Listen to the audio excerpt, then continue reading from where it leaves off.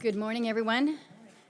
Welcome to the Subcommittee Markup for Fiscal Year 2020 for the Interior, Environment, and Related Agencies Appropriations Bill. I want to start my comments this morning by thanking my colleague and my partner on these initiatives, Senator Udall, as well as your team and my great staff that have been working these issues. We all know that this account is not one of the easy ones, that there are a lot of competing interests when you talk about our public lands and how they impact our respective states.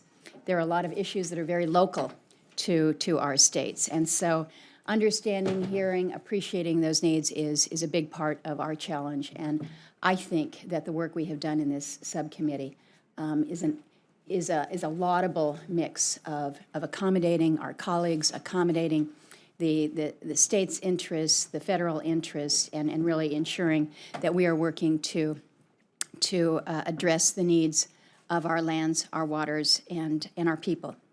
This bill includes funding for all of the major federal land management agencies. This is the National Park Service, BLM, Fish and Wildlife, Forest Service, and the EPA.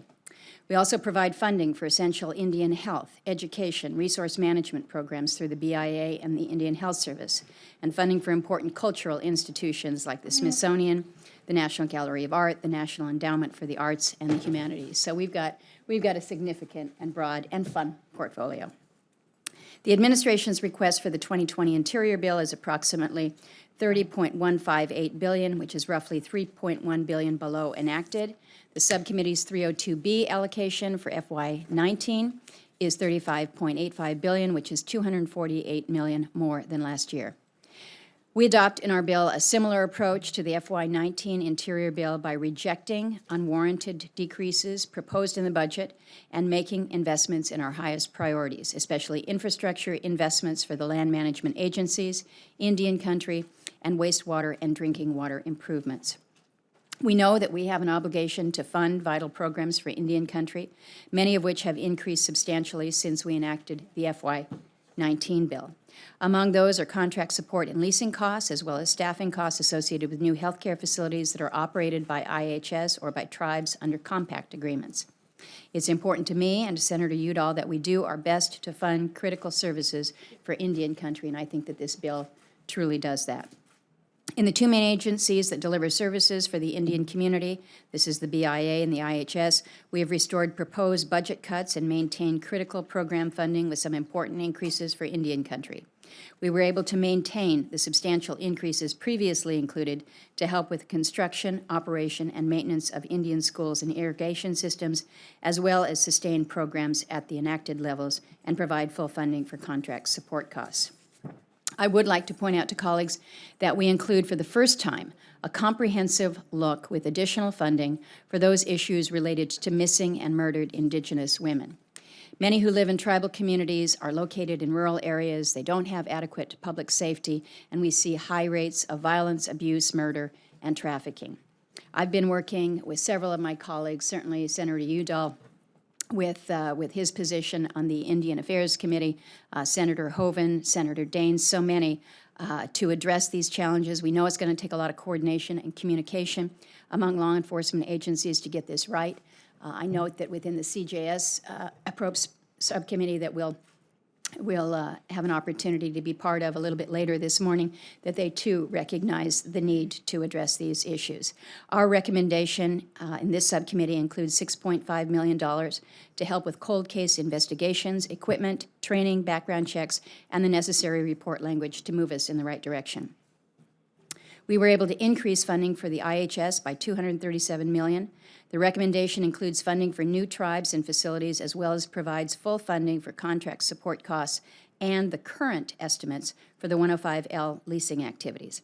I would like to note for colleagues, and just to put it on the record, that the funding for the 105L activities is currently estimated at $97 million. This is a $61 million increase over the FY19 enacted. So this comes as a result of the 2016 court decision in Manilik versus Burwell that established that Section 105L of the Indian Self-Determination Act mandates payment of leasing costs when tribal facilities are used to operate IHS programs.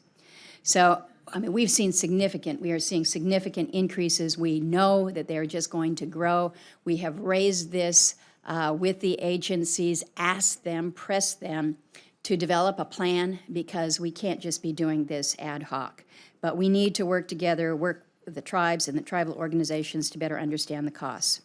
Other increases include $10 million for recruitment and quality improvement, as well as $24 million increase for facilities, including a $5 million increase for medical equipment.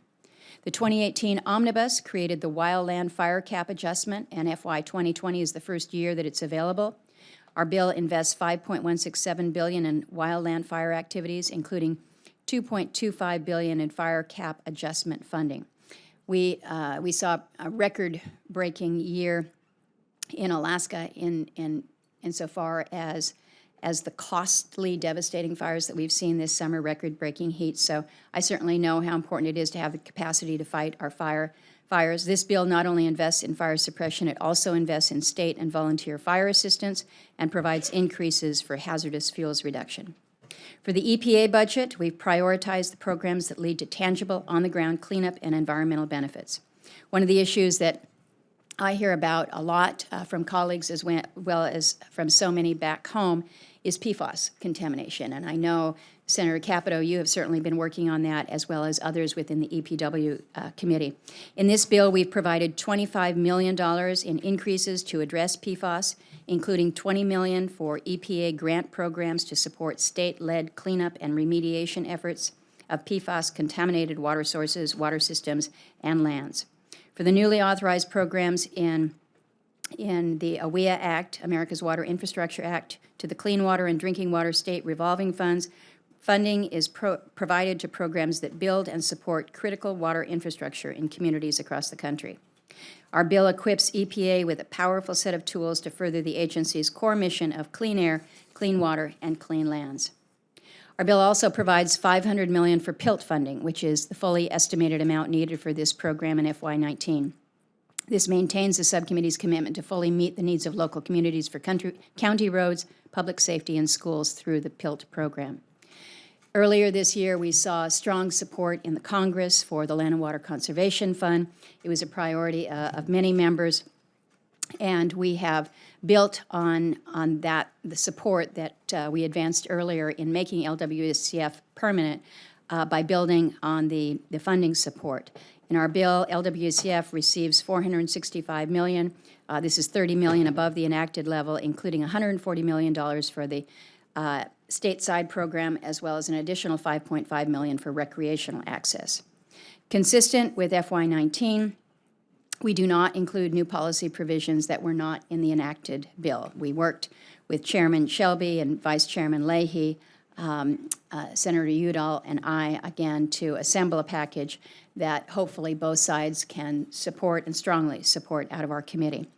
We have, as I mentioned at the outset, we've worked hard to put together a bill that reflects in member priorities, that reflects bipartisan support, that invests in programs aimed to protect our land, our water, our people, enable infrastructure projects to boost the economy, help communities provide vital basic services that perhaps many would take for granted. We've also worked hard to shape this bill so that it reflects, again, the priorities of members on both sides, and I am proud of the good work that we have been able to put towards this in directing federal resources to where they're needed most, providing much-needed investment in communities across the nation. So again, Senator Udall, let me express my thanks. We've had a few bumps, we've had a few surprises that could have derailed our progress with this, but we made a commitment earlier on that we were going to get to a place where we could both be in support of this bill. So I thank you for that. I thank your lead staffer, Rachel, Emmy, Lucas, Nona, those that have worked so hard to make this happen. So I do hope that if there's no objection, we could ask members to hold off on amendments until the full committee markup on Thursday. Subcommittee staff will be available to work with everyone preparing a manager's package for that markup. So we would ask that you let us know as soon as possible if any amendments are intended to be offered. But with that, Senator Udall, again, thank you for your great work, and I now turn to you for your statement.